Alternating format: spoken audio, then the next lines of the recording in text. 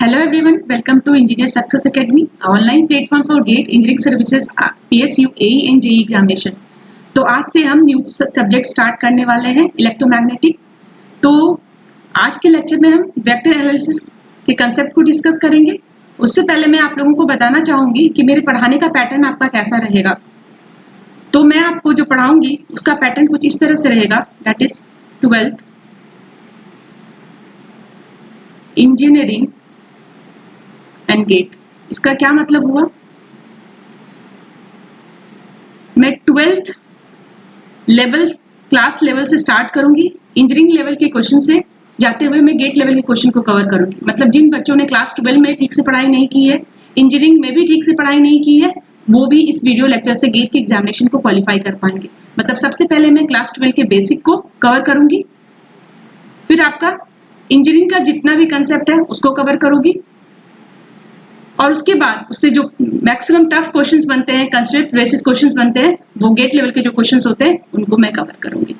तो अगर हम इलेक्ट्रोमैग्नेटिक थ्योरी की बात करें तो ईसी में हर साल इससे आपका गेट में 9 to 11 मार्क्स के क्वेश्चंस होते हैं, और ईई में इससे हर साल आपका 5 to 6 मार्क्स के क्वेश्चन होते हैं। तो अगर हम सिलेबस की बात करें तो ईसी का आपका सिलेबस कुछ इस तरह से है।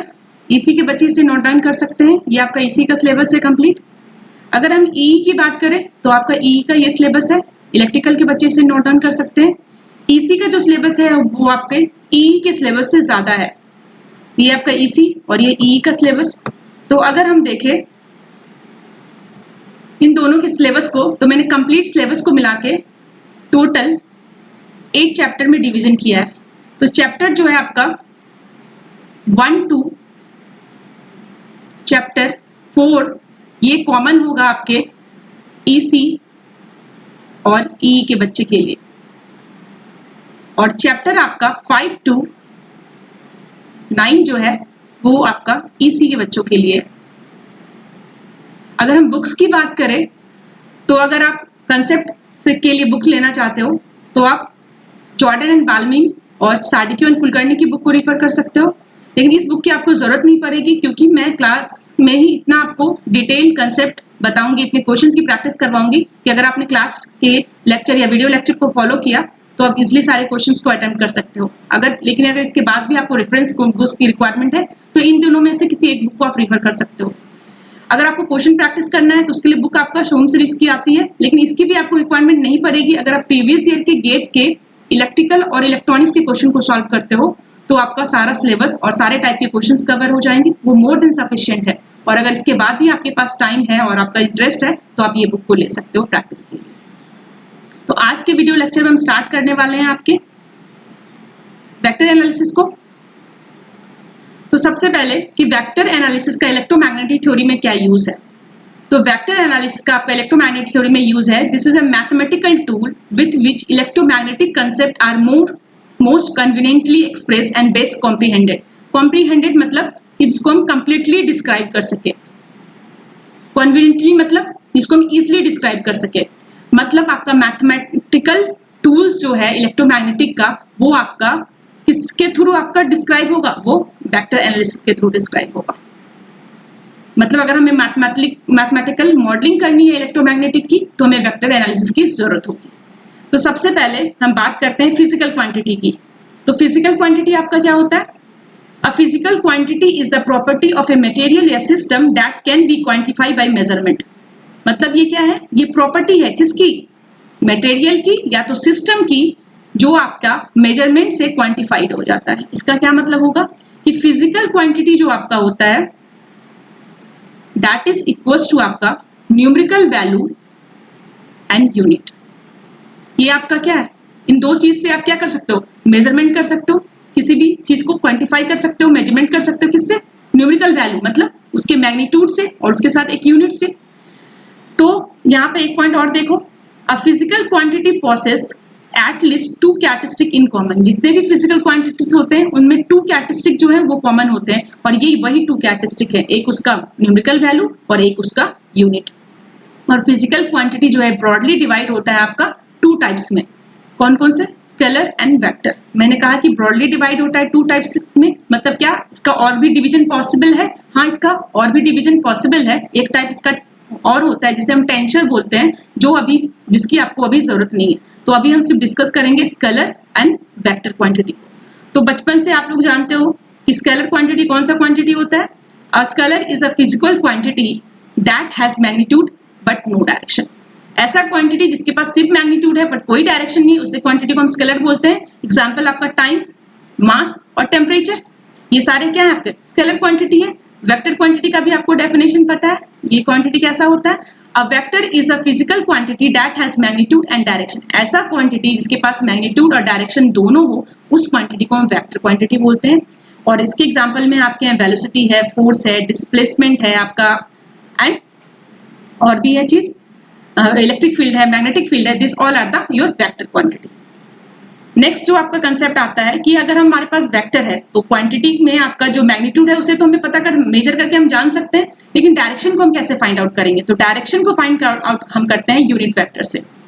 यूनिट वेक्टर से हम क्या करते हैं? किसी भी वेक्टर क्वांटिटी के डायरेक्शन को फाइंड आउट कर सकते हैं। कैसे?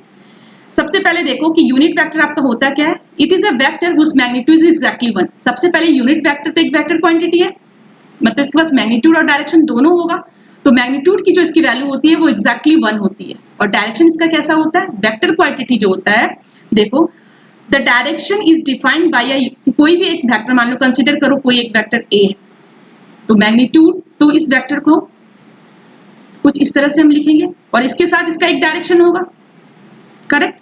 तो डायरेक्शन जो होगा आपका वो हम यूनिट वेक्टर से फाइंड आउट करेंगे। कैसे?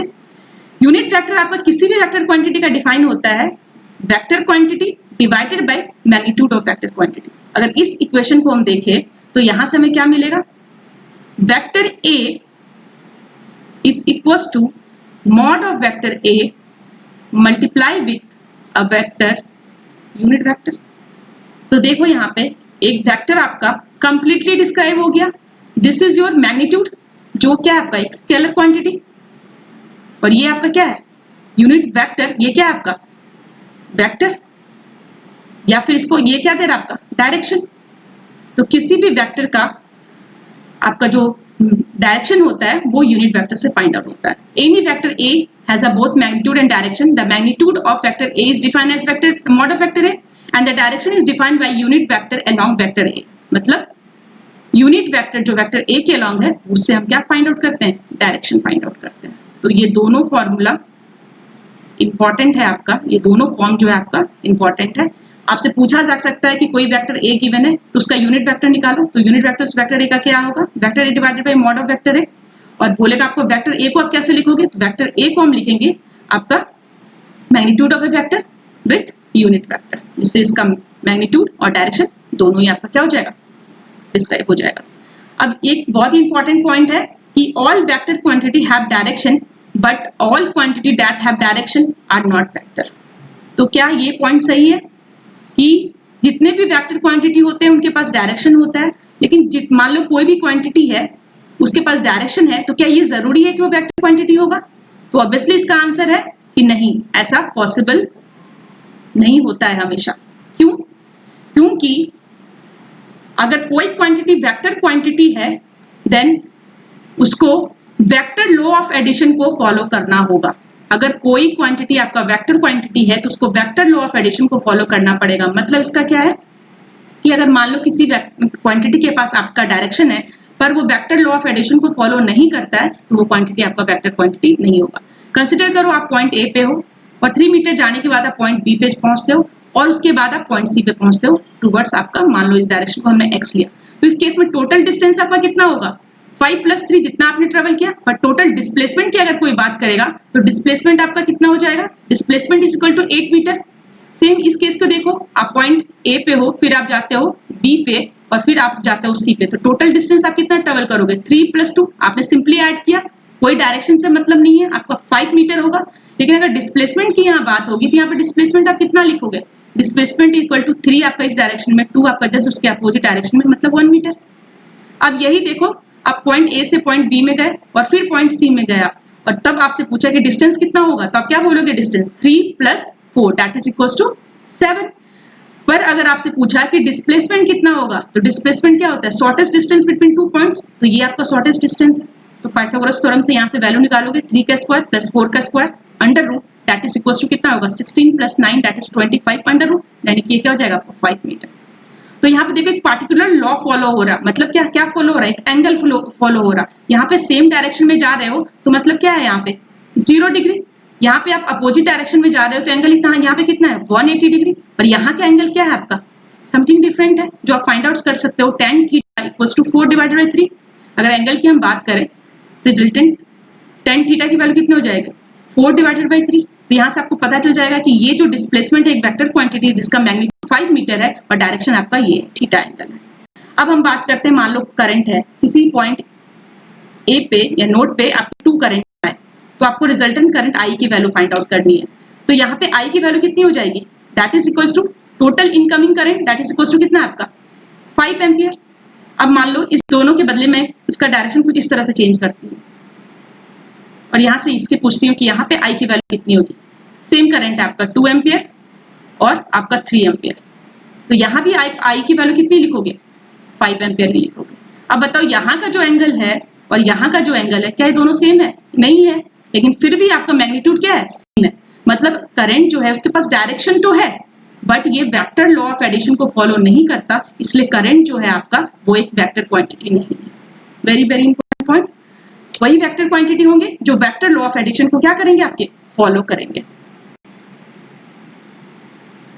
तो देखो यहाँ पे नेक्स्ट पॉइंट जो इंपॉर्टेंट पॉइंट है आपके वेक्टर के लिए वो ये है कि on rotating 2 pi vector does not change. मतलब कोई वेक्टर ए है और उसको आपने मान लो थीटा एंगल है, इसको इस पॉइंट से आपने टोटल जो है 2 पाई मतलब 360 डिग्री से आपने रोटेट किया, तो फिर से यही पॉइंट पे आ जाओगे, मतलब ये वेक्टर आपका क्या है चेंज नहीं होगा।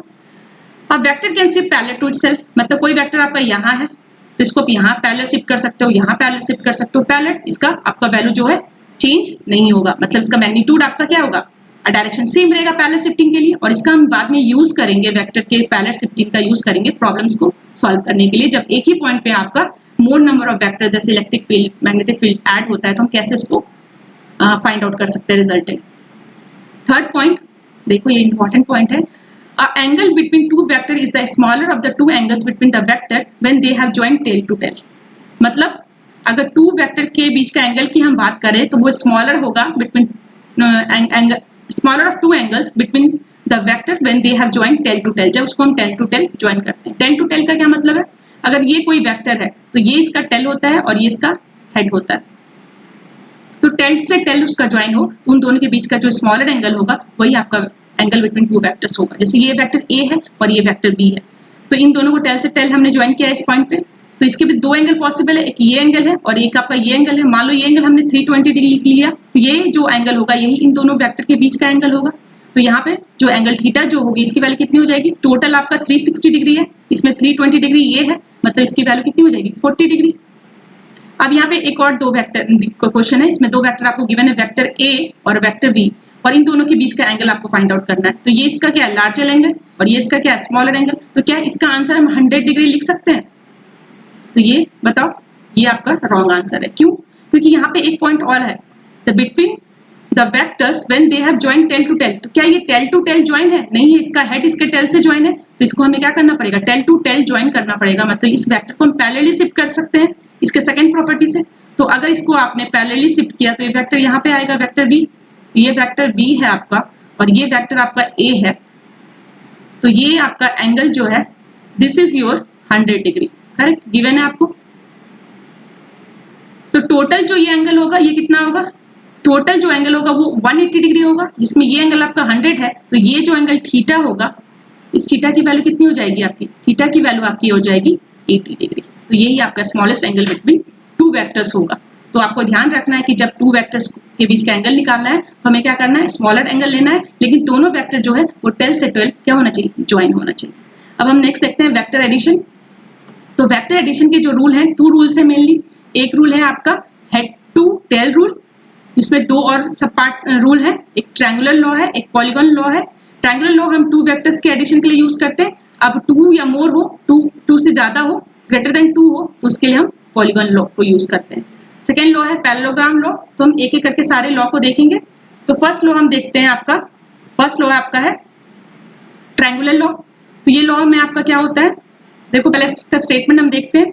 If two vectors are represented by two sides of a triangle, मतलब दो वेक्टर का हम एडिशन कर रहे हैं, तो दो वेक्टर्स को हम टू साइड्स ऑफ ट्रायंगल से रिप्रेजेंट करते हैं in magnitude and direction taken in same order. आपका जो डायरेक्शन लेना है वो किस में लेना है, आपको सेम ऑर्डर में।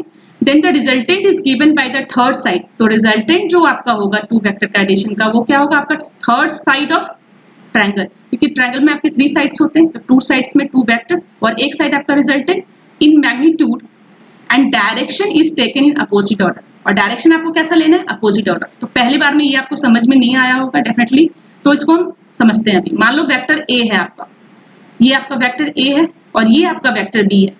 इन दोनों को हमें ऐड करना है, तो हम क्या करेंगे, इन दोनों वेक्टर को ऐड करेंगे। अब ऐड कैसे करना है इन दोनों वेक्टर को, यही यहाँ पे लिखा है। पहले दो वेक्टर को हम ट्रायंगल का दो साइड मानेंगे, ठीक है, हमने ट्रायंगल का दो साइड मान लिया। अब वेक्टर बी को यहाँ लिख सकते हो, वेक्टर ए को भी यहाँ लिख सकते हो, कोई प्रॉब्लम नहीं है।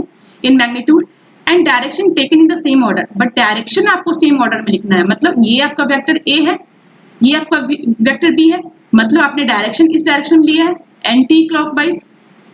ये चीज इंपॉर्टेंट है कि आपको डायरेक्शन क्या लेना है, सेम ऑर्डर। तो थर्ड साइड जो आपका ट्रायंगल होगा, ये आपका थर्ड साइड ऑफ ट्रायंगल है, ये आपका रिजल्टेंट होगा, but direction taken in opposite direction. मान लो इसको हम इस तरह से लिखते हैं, तो ये भी आपका एंटी क्लॉकवाइज हो जाएगा। तो वो डायरेक्शन आपको नहीं लेना है, क्या लेना है आपको, अपोजिट डायरेक्शन लेना है आपको। तो अपोजिट डायरेक्शन आपका कैसा होगा, ये डायरेक्शन क्या, क्लॉकवाइज। तो ये आपका क्या होगा, रिजल्टेंट ऑफ वेक्टर होगा और ये इसका डायरेक्शन होगा। तो ये जो आपका एंगल है, ये एंगल आपका क्या देगा, डायरेक्शन ऑफ आर देगा विथ रेस्पेक्ट टू ए। अगर यहाँ पे वेक्टर बी होता तो ये एंगल आपका विथ रेस्पेक्ट टू बी आपका रिजल्टेंट देता। तो ये आपका ट्रायंगुलर लॉ है। अब बोल रहा है ये कि अगर the vector addition is carried out component by component, मतलब वेक्टर एडिशन जो है आपके component by component carry out होते हैं। अगर हम रेक्टेंगुलर कोऑर्डिनेट सिस्टम की बात करें, मतलब एक्स वाई जेड की बात करें, तो इसका मान लो वेक्टर ए और वेक्टर बी है, इसके हर एक डायरेक्शन में अपने कुछ कंपोनेंट्स यानी मैग्नीट्यूड की वैल्यू होगी। तो मान लो एक्स डायरेक्शन में इसका ए वाई है, वाई डायरेक्शन में ए वाई है और जेड डायरेक्शन में आपका ए जेड है। सिमिलरली बी के लिए एक्स डायरेक्शन में बी एक्स, वाई में बी वाई और जेड में बी जेड है। तो आप कंपोनेंट बाय कंपोनेंट क्या कर सकते हो, एडिशन कर सकते हो, X Y Z component by component. मतलब रिजल्टेंट जो आपका होगा vector A plus B that is equals to A X plus B X X direction में, A Y plus B Y A Y direction में, A Z plus B Z आपका Z direction में। Same ये आपके different coordinate system में भी applicable है, जो हम एक एक करके देखेंगे बाद में, जब हम कोऑर्डिनेट सिस्टम को डिटेल में देखेंगे। तो नेक्स्ट देखो पॉलीगन लॉ। अभी हमने देखा कि जब हम टू वेक्टर को ऐड कर रहे हैं तब हम ट्रायंगुलर लॉ को देखेंगे, लेकिन टू से ज्यादा अगर वेक्टर हो तो ट्रायंगल में तो आपके टू साइड्स होते हैं, एक रिजल्टेंट के लिए फिक्स है, तो इसके लिए हम क्या यूज करते हैं, पॉलीगन लॉ करते हैं। मतलब मान लो आपको बहुत सारे वेक्टर्स है, तो सारे वेक्टर्स को सेम आपके ट्रायंगुलर लॉ से क्या करना है, ऐड करना है। मतलब एक सीक्वेंस में ऐड करना है। पहले हमने वेक्टर ए लिया, इसको पैरेलल शिफ्ट किया, फिर वेक्टर बी लिया, इसको भी हमने पैरेलल शिफ्ट किया, फिर वेक्टर सी लिया हमने, इसको भी पैरेलल शिफ्ट किया। तो ये एक डायरेक्शन हमने लिया एंटी क्लॉकवाइज। तो यहाँ पे जो आपका रिजल्टेंट होगा वो क्या होगा, क्लॉकवाइज। तो ये आपको क्लॉकवाइज होगा, ये वैल्यू आपको फाइंड आउट करना है। और ये जो आपका एंगल आएगा वो आपका विथ रेस्पेक्ट टू ए आपका क्या होगा, रिजल्टेंट का एंगल होगा। बी लोगे तो बी और सी लोगे तो सी। बस आपको क्या करना है, ऐड करते जाना है इन अ सेम डायरेक्शन, और रिजल्टेंट को आपको क्या लेना है, अपोजिट डायरेक्शन में लेना है।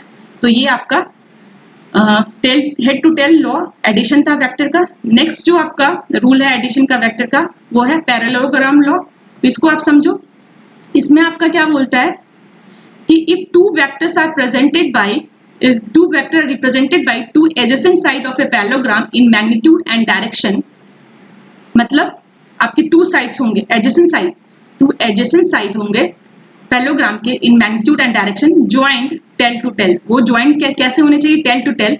then the resultant is given by the, तो उसके केस में आपका जो रिजल्टेंट होगा diagonal of parallelogram in magnitude and direction starting from common intersection of two vector। देखो सारे पॉइंट्स को हम समझते हैं। तो आपके टू वेक्टर जो है सबसे पहले two adjacent side of parallelogram होंगे, पहला पॉइंट। दूसरा पॉइंट जो होंगे वो ज्वाइन कैसे होंगे, टेल टू टेल। ये आपका हेड है वेक्टर ए का, ये भी वेक्टर बी का हेड है, तो इन दोनों का टेल टू टेल ये ज्वाइन होंगे। Then resultant is given by, तो इसका जो रिजल्टेंट होगा वो आपका इक्वल होगा डायगोनल ऑफ ए पैरेललोग्राम। दो डायगोनल पॉसिबल है, एक ये डायगोनल और ये डायगोनल। तो कौन सा डायगोनल लेना है, diagonal of a parallelogram in the magnitude and direction starting from common point of two vector। ये पॉइंट कॉमन है दोनों वेक्टर का, तो इस पॉइंट से जो वैल्यू आएगी वही आपका रिजल्टेंट होगा वेक्टर ए एंड बी का, और ये एंगल आपका क्या होगा theta of resultant with respect to A, मतलब ये आपका क्या देगा डायरेक्शन देगा आपका रिजल्टेंट वेक्टर का।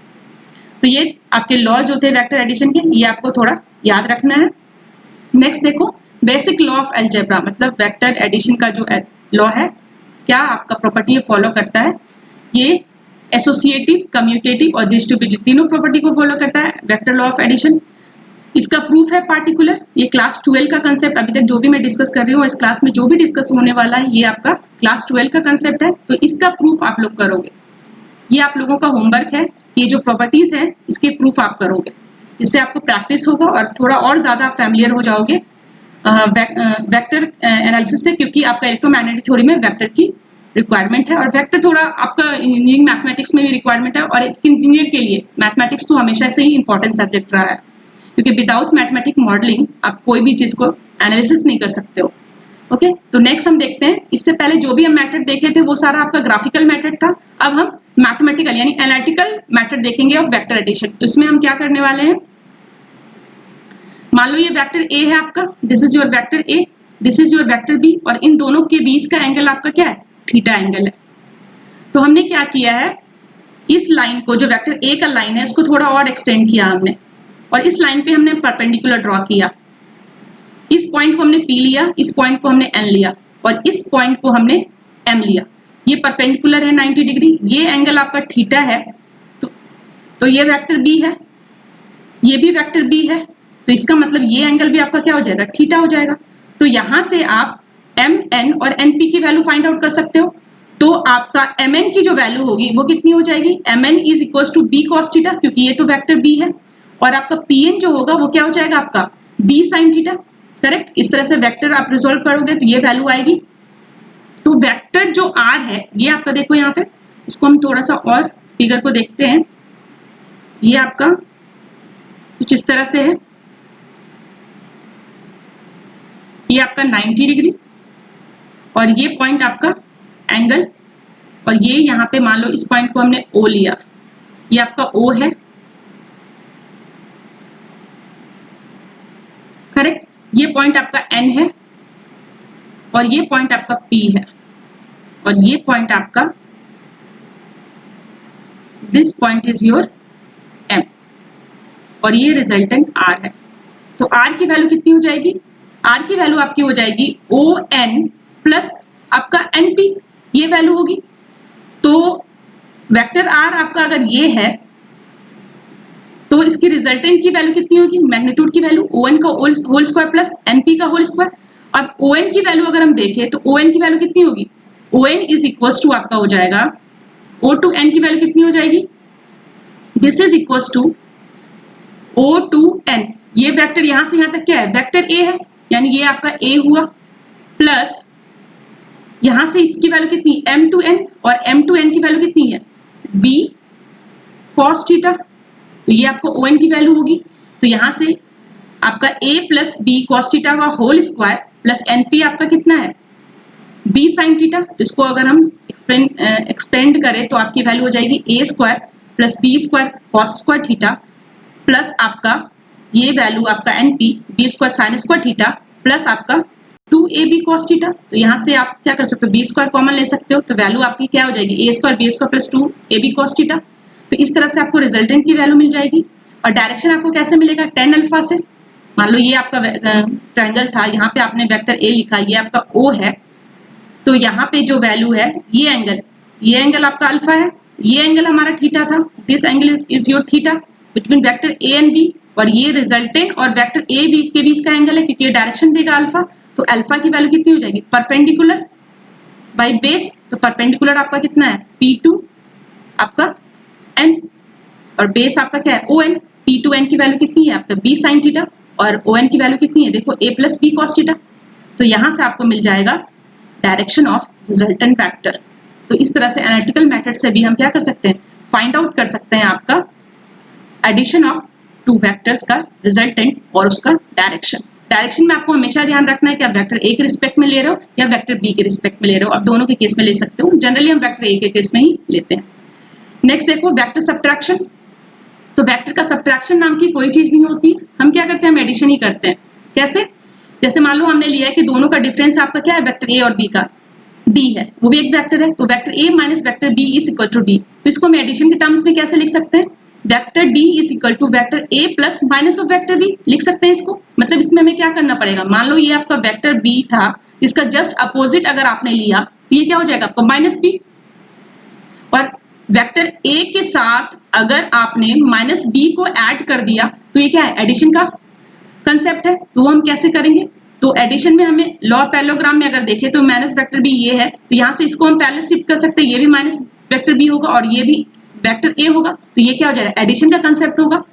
तो ए और बी का हम प्रीवियस स्लाइड में यहाँ पे हमने देखा था कि देखो यहाँ पे ए और बी का जो रिजल्टेंट आता है एडिशन का वो क्या आएगा, A square plus B square plus 2ab cos theta, जहां पे आपका थीटा जो है वो क्या है, angle between vector A and vector B, correct. तो यहाँ पे अगर हम देखें तो इस केस में आपका ए और बी के बीच जो एंगल की वैल्यू है वो कितनी होगी वो हमें फाइंड आउट करना है। बट यहाँ पे ए और बी नहीं है, हमें किस में एडिशन करना है, ए एंड माइनस बी, मतलब हमें ए और माइनस बी के बीच का एंगल फाइंड आउट करना है। तो ये अगर थीटा है तो यहाँ से यहाँ टोटल एंगल आपका कितना है, 180 डिग्री।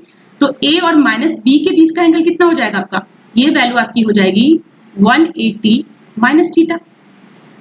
तो वही सेम फॉर्मूला हम यूज कर सकते हैं, कैसे, जैसे as resultant of A and B is this one, ये आपका रिजल्टेंट होता है वेक्टर ए एंड बी का, हम प्रीवियस स्लाइड में देखे हैं, where theta is the angle between a and b। तो similarly resultant of vector a and minus b की वैल्यू कितनी हो जाएगी, r square equal to a square plus b square plus 2ab cos angle between a and minus b का angle हमने कितना निकाला, 180 minus theta. तो रिजल्टेंट की जो वैल्यू आ जाएगी क्या आ जाएगी, a square plus b square plus 2ab cos 180 minus theta, जो आपको याद रखना है। अगर आप क्या करना चाहते हो, 180 माइनस थीटा की वजह से थीटा रखना चाहते हो तो cos 180 minus theta minus cos theta होता है। तो आपका डिफरेंस की वैल्यू में आपका एक फॉर्मूला ये भी है, तो दोनों फॉर्मूला आपका सेम रिजल्ट देगा। सेम अगर आप इसके बीच का एंगल फाइंड आउट करना चाहते हो, मतलब रिजल्टेंट का आपका कितना एंगल होगा विद रिस्पेक्ट टू ए, तो इसकी वैल्यू कितनी हो जाएगी, जो tan अल्फा की हमारी इनिशियल वैल्यू थी क्या थी, b sin theta, previous side में देखो इसकी वैल्यू कितनी थी, b sin theta divided by a plus b cos theta. तो सेम कंसेप्ट यहाँ भी हम यूज कर सकते हैं। यहाँ पे हम क्या लिख सकते हैं, यहाँ पे आपका b sin थीटा के बदले आपको क्या लिखना पड़ेगा, b sin 180 degree minus theta divided by a plus b cos 180 degree minus theta, क्योंकि यही एंगल है आपका 180 डिग्री माइनस थीटा, ये क्या है आपका angle between vector a and minus of vector b है। तो sin 180 माइनस थीटा आपका sin थीटा होता है, cos 180 डिग्री माइनस थीटा आपका माइनस cos थीटा होता है। तो ये आपका फॉर्मूला होगा। तो ये फॉर्मूला आपको याद रखना है वेक्टर सब्ट्रैक्शन का और एडिशन का, बहुत ही इजी है, सिंपल है। तो नेक्स्ट कंसेप्ट आपका पोजीशन वेक्टर या रेडियस वेक्टर। पोजीशन वेक्टर क्या होता है, it specify the position of a particle in space with respect to origin. Origin क्या होता है, कौन सा पॉइंट होता है, 0 0 एंड 0, इस पॉइंट को हम ओरिजिन बोलते हैं। तो इस पॉइंट के रिस्पेक्ट में किसी भी पार्टिकल का जो पोजीशन होता है उसी वेक्टर को हम बोलते हैं पोजीशन वेक्टर या रेडियस वेक्टर बोलते हैं। तो देखो it is defined as the directed distance from origin to the given point P, that is RP। ये आपका पोजीशन वेक्टर का नोटेशन होता है। RP पोजीशन या radius vector is equals to OP, ये आपका कितना डिस्प्लेसमेंट है, और इसकी वैल्यू जो होती है फाइनल माइनस इनिशियल पॉइंट। यहाँ पे ये वैल्यू आपकी 0 0 और 0 है, तो इसलिए ये सिंपली आप यहाँ पे इसको लिख सकते हो x minus 0 y minus 0 and z minus 0। तो इसकी वैल्यू हो जाएगी x ax plus y ay plus z az। तो ये आपका पोजीशन वेक्टर क्या है, विथ रेस्पेक्ट टू ओरिजिन आपका डिफाइन होता है for any point in a space. Next आप देखो डिस्टेंस वेक्टर या डिस्प्लेसमेंट वेक्टर। तो ये वेक्टर कैसा होता है, डिस्टेंस मतलब distance between two point, displacement मतलब डिस्प्लेसमेंट बिटवीन टू पॉइंट्स। तो यहाँ पे ये होता है if two points P and Q are given the distance vector is the displacement from point P to Q, from point P to Q। ये आपको याद रखना है, P से Q में हम जा रहे हैं, इसलिए इसका जो आपका डिस्टेंस वेक्टर होगा P to Q होगा, और इसकी वैल्यू जो होगी, ये पॉइंट Q आपका क्या है, फाइनल पॉइंट है, ध्यान रखना है, ये आपका फाइनल पॉइंट है, और P आपका क्या है, इनिशियल पॉइंट है। हम कहाँ से कहाँ जा रहे हैं, P2Qs आ रहे हैं, इसलिए हमें इसको इस तरह से लिखना है position vector of Q minus position vector of P। तो position vector of Q final, position vector of P आपका क्या है, initial point. Very very important, आप RP माइनस RQ नहीं लिख सकते हो, आपको क्या लिखना है, RQ minus RP। Position vector is from P to Q final minus initial point. तो अगर इसकी हम वैल्यू देखें, मान लो Q पॉइंट का कोऑर्डिनेट XQ, YQ, ZQ है और P पॉइंट का कोऑर्डिनेट XP, YP और ZP है, तो हमारा इसका वैल्यू क्या आ जाएगा, दोनों का डिफरेंस है, तो पॉइंट टू पॉइंट हम डिफरेंट, कंपोनेंट टू कंपोनेंट हम ऐड भी कर सकते हैं और कंपोनेंट टू कंपोनेंट हम सब्ट्रैक्ट भी कर सकते हैं। तो यहाँ पे ये कंपोनेंट टू कंपोनेंट हमने क्या किया, सब्ट्रैक्ट कर दिया, तो हमें क्या मिल गया, आपका distance vector displacement vector between 2 points मिल गया। तो ये आपका इंपॉर्टेंट कंसेप्ट है जो आपको ध्यान रखना है। तो आज का कंसेप्ट यहीं तक है आपका। नेक्स्ट हम क्वेश्चन देखते हैं इस कंसेप्ट से रिलेटेड हुए। बहुत ही इजी क्वेश्चन है, आप इजिली इसको सॉल्व कर सकते हो। क्वेश्चन नंबर 1 है आपका, क्या पूछ रहा है देखो, if vector A is equals to 10ax minus 4ay plus 6az and vector B is equals to 2ax plus ay, find the component of vector A along ay। तो ये बहुत इजी है, component of vector A along ay, ये अगर आपका vector given है A, तो इसका कंपोनेंट ay के along कितना है, देखो यहाँ पे -4, इसका आंसर सिंपली क्या हो जाएगा, -4। az के along कितना है 6, ax के along कितना है 10। नेक्स्ट क्वेश्चन देखो, the magnitude of 3a minus vector B, तो मैग्नीट्यूड ऑफ आपका क्या निकालना है, 3a माइनस वेक्टर B, तो इसको आप कैसे लिख सकते हो, so this is equal to आपका क्या हो जाएगा 3 टाइम्स ऑफ वेक्टर A, तो 3 टाइम्स ऑफ वेक्टर A कितना है आपका 10 माइनस 4 6 माइनस वेक्टर B कितना है 2 and 1, तो इसकी वैल्यू आप फाइंड आउट करोगे तो इसकी वैल्यू कितनी आ जाएगी आपकी 28, नेक्स्ट आपका -13 और 18। इसका मैग्नीट्यूड अगर फाइंड आउट करोगे तो क्या हो जाएगा आपका स्क्वायर, इसका मैग्नीट्यूड आपका square root of 28 plus square plus -13 का स्क्वायर प्लस 18 का स्क्वायर। तो इसको अगर आपने सॉल्व किया, मतलब इसको अगर लिखोगे इसका value, that is equals to square root of 28 का स्क्वायर प्लस -13 का स्क्वायर प्लस 18 का स्क्वायर, ये वैल्यू होगी। तो इसको सॉल्व करोगे तो आपका जो ऑलमोस्ट वैल्यू आ जाएगा वो आ जाएगा 35.7, करेक्ट। तो ये आंसर बी का था। अब सी देखो, सी क्या, a unit vector along vector a plus 2b। अब वेक्टर a प्लस 2b के अलोंग आपको यूनिट वेक्टर निकालना है, तो वेक्टर a प्लस 2b, इन दो वेक्टर को अगर आप ऐड करते हो तो उससे भी एक वेक्टर आएगा। मान लो उस वेक्टर को हमने c लिया, तो किसी भी वेक्टर का यूनिट वेक्टर का फॉर्मूला क्या होता है, मैं आपको बताई थी कि मान लो कोई वेक्टर a है तो उसका यूनिट वेक्टर आप कैसे निकालोगे, vector a divided, sorry mod नहीं होगा यहाँ पे, ये वेक्टर a होगा, तो दिस इज इक्वल टू आपका vector a divided by mod of vector a। तो इस केस में भी आप क्या करोगे, दिस इज इक्वल टू आपका हो जाएगा vector c divided by mod of vector c। This is unit vector along vector c, ये आपका कंसेप्ट है। तो यहाँ पे देखो आप, यहाँ पे वेक्टर c की वैल्यू आप इजीली निकाल सकते हो। वेक्टर c की जो वैल्यू आएगी वो कितनी आएगी, that is equals to a plus 2b, a की वैल्यू कितनी है 10 -4 एंड 6 प्लस आपका 2 टाइम्स ऑफ b, b की वैल्यू कितनी है 2 and 1। तो यहाँ से आप c की वैल्यू फाइंड आउट करोगे तो c की जो वैल्यू आ जाएगी वो कितनी आ जाएगी आपकी 0.9 ax माइनस आपका 0.13 ay प्लस आपका 0.39 az।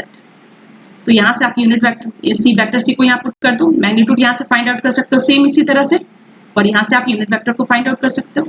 अब मुझे एक क्वेश्चन का आप लोग आंसर बताओ कि what is the value of magnitude of vector C, इसकी वैल्यू कितनी होगी, मैग्नीट्यूड ऑफ वेक्टर सी की वैल्यू कितनी होगी, तो इसकी वैल्यू आपकी होगी 1, क्योंकि ये भी तो एक यूनिट वेक्टर है और यूनिट वेक्टर का हमेशा मैग्नीट्यूड कितना होता है आपका 1। तो आप ये इसको चेक भी करना, इसको सॉल्व करना आप लोग और देखना कि क्या इसका वैल्यू आपका 1 आता है। ये सारे क्वेश्चन को आप प्रैक्टिस करना, यहाँ पे तो मैं बनाई हूँ, आप लोगों को भी इसको बनाना है। जब तक आप इसको बनाओगे नहीं तब तक क्वेश्चन के फील नहीं आएगा और ना ही आप उसको अच्छी तरह से समझ पाओगे। तो बेटर है कि हर क्वेश्चन को खुद से आप प्रैक्टिस करो। ओके, नेक्स्ट क्वेश्चन देखो आपका। नेक्स्ट क्वेश्चन है points P and Q are located at 0, 2, 4 and -3, 1, 5, calculate position vector P। तो देखो यहाँ पे अगर हम क्वेश्चन ए की बात करें तो पोजीशन वेक्टर p, मतलब इसको हम कैसे लिखेंगे, r of p position vector that is equal to p का कोऑर्डिनेट कितना गिवन है 0 2 4, मतलब इसकी वैल्यू कितनी हो जाएगी 0 2 एंड 4। इसको कैसे लिख सकते हो 0 टाइम्स ऑफ ax प्लस आपका 2 टाइम्स ऑफ ay प्लस आपका 4 टाइम्स ऑफ आपका क्या हो जाएगा az, ये वैल्यू आपकी 0, तो इसी का आपका ये आंसर रहेगा। करेक्ट। सेकेंड पार्ट आपसे क्या पूछ रहा है, the distance vector from P to Q, मतलब distance vector from P to Q। ध्यान रखना है आपको P टू Q, इसकी वैल्यू कितनी हो जाएगी R ऑफ Q माइनस आपका R ऑफ P। तो R ऑफ Q का वैल्यू कितना होगा, Q का कंपोनेंट कोऑर्डिनेट आपको गिवन है -3 1 एंड 5 और P का भी आपको गिवन है 0 2 एंड 4। इन दोनों को अगर आपने सब्ट्रैक्ट किया तो आपकी वैल्यू कितनी हो जाएगी -3 आपका -1 and 1। So this is equals to -3ax minus ay और आपका -az। तो ये आपका आंसर होगा distance vector from point P and Q। तो ये क्लास मैं यहीं पे अभी वाइंड अप कर रही हूँ। इस कंसेप्ट में जितना मैंने डिस्कस किया, अगर आपको कोई भी प्रॉब्लम है तो आप कमेंट बॉक्स में लिखो, अगर कोई फिर भी डाउट रहता है तो आप मेल करो। हाँ, मेल का रिप्लाई में मुझे थोड़ा लेट हो सकता है क्योंकि मुझे भी बहुत सारा काम रहता है, लेकिन डेफिनेटली मैं रिप्लाई जरूर करूंगी आप लोगों के मेल का। और ये सारे क्वेश्चंस को और भी प्रैक्टिस करो, और भी क्वेश्चंस मिलते हैं इस कंसेप्ट में, इसको प्रैक्टिस करो, इसकी थ्योरी को आप रिविजन करो। नेक्स्ट क्लास में जो हम डिस्कस करने वाले हैं वो आपका होगा types of vector product. Important है बहुत, dot product, cross product, triple product vector का, जिससे आपका डाइवर्जेंस, कर्ल, इन सारे के कंसेप्ट आपके रिलेटेड होते हैं। और नेक्स्ट और डिस्कस करूंगी मैं प्रोजेक्शन ऑफ वेक्टर, और इस तरह से आपका वेक्टर एनालिसिस बाइंड अप हो जाएगा। और इससे प्रीवियस ईयर गेट के जो भी क्वेश्चंस होंगे उसको मैं डिस्कस करूंगी और नेक्स्ट चैप्टर में स्टार्ट करूंगी।